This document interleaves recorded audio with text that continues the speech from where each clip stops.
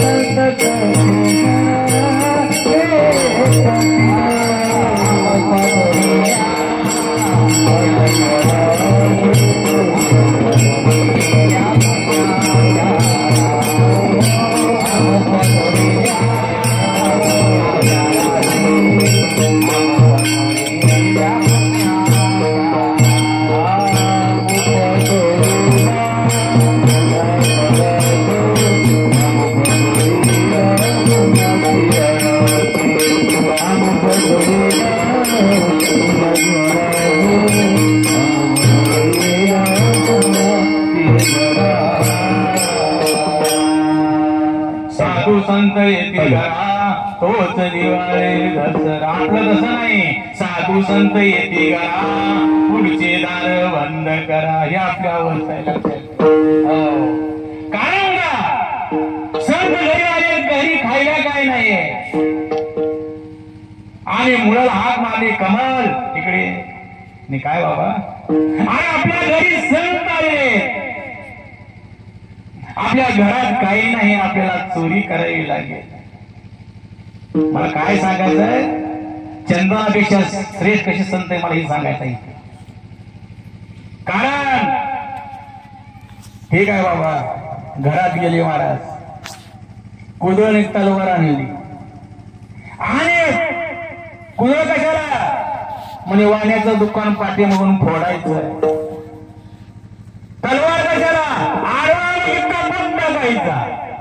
म्हणले ठीक आहे गेले महाराज मागून भिंत फोडली आतमध्ये प्रवेश केले जेवढं संपवायला लागतंय तेवढंच घेतो जास्त नाही आपल्यासारखं जर गेला असतं तर वजन आता सांगतो रटाने काय झालं मला सांगू का कॉलेजच्या मालकाने कामगारासाठी ती लाईटीच्या माळा काय तर बक्षीस देण्यासाठी आणलं होतं बघा ना आपलं सांगतो VIT कॉलेजमध्ये मग प्रत्येकाला बॉक्स वाटून वाटून काय झाले बॉक्स एक 40 बॉक्स शिल्लक राहिले मी काय सांगितलं ज्याला पाहिजे तेवढं तो पण ज्या उतरा ते महाराज ट्रक मधून बॉक्स उचलायचे ते का त्यावेळेस फोडून उचलले फोडून महाराज म्हणले वजन जात नाही आम्हाला म्हणते परंतु ज्या वेळेस त्यांना घेऊन जा म्हणलं 3 बॉक्स उचलले महाराज लई चित्र आपली माणसं आणि त्यावेळेस संताला लागेल तेवढंच घेतलंय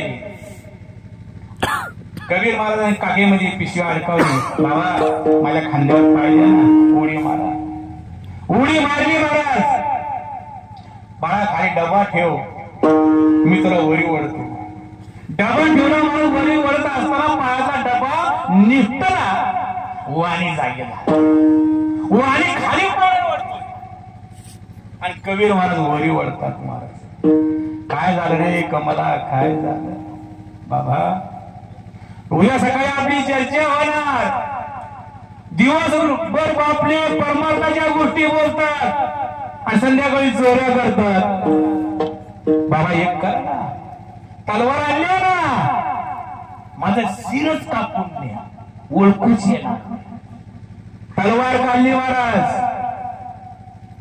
शिर महाराज कापून टाकलं. दादा कमलाचे शिर खंडोनी काढले, कमलाचे शिर खंडोनी काढले.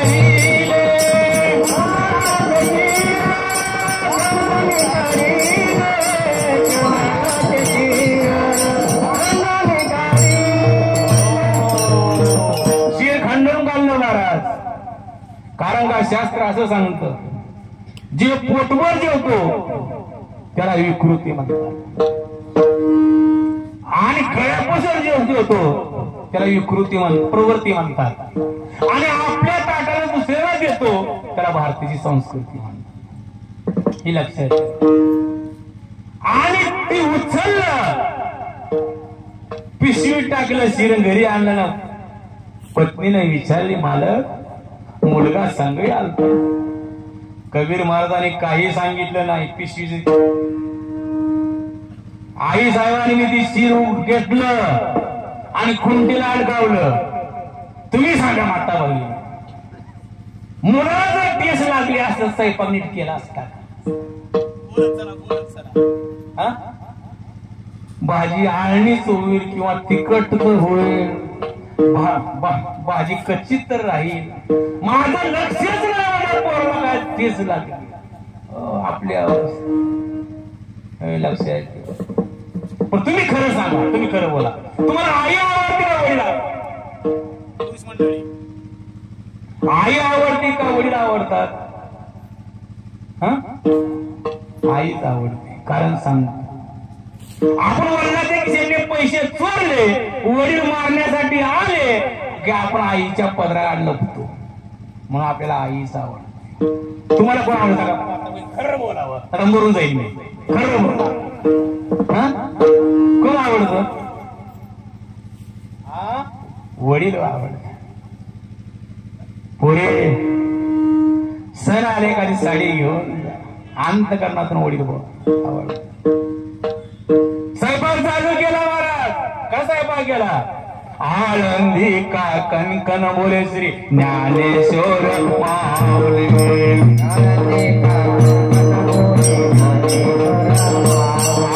देव का तुकाराम बोले श्री ज्ञानेश्वर माऊली.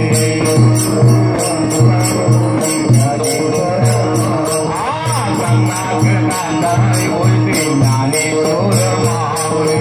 गंगाधरी बोलते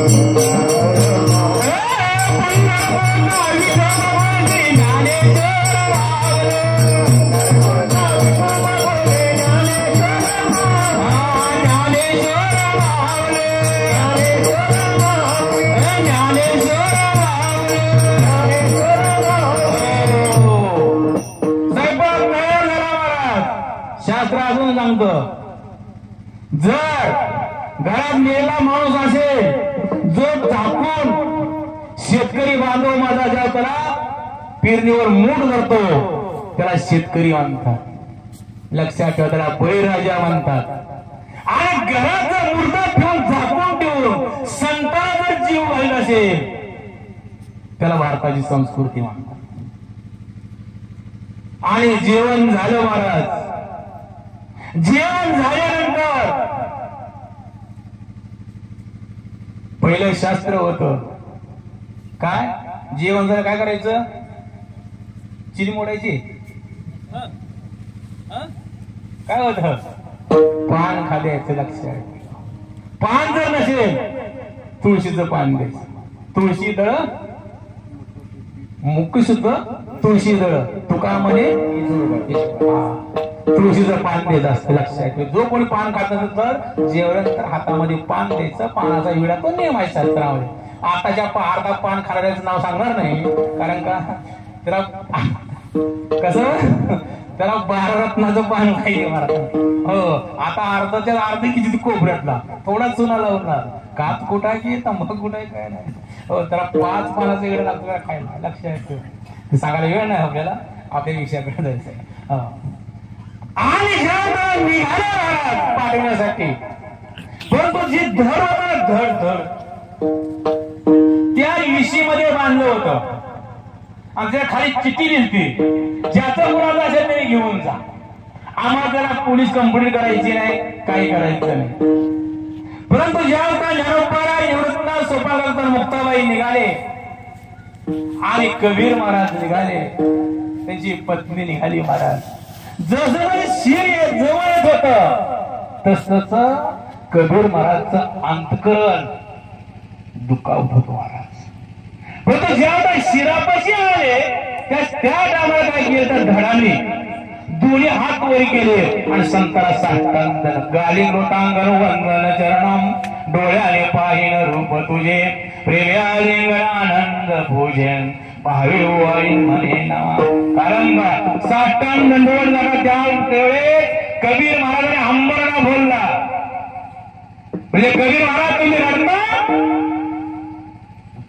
तुम्ही प्रवृत्तीवर आहात निवृत्तीवर आहात. त्या टायमाला कबीर महाराजांनी सांगितलं माऊली मी ह्यासाठी रडत नाही मी ह्यासाठी रडत नाही. आयुष्यभर परमात्मा गेला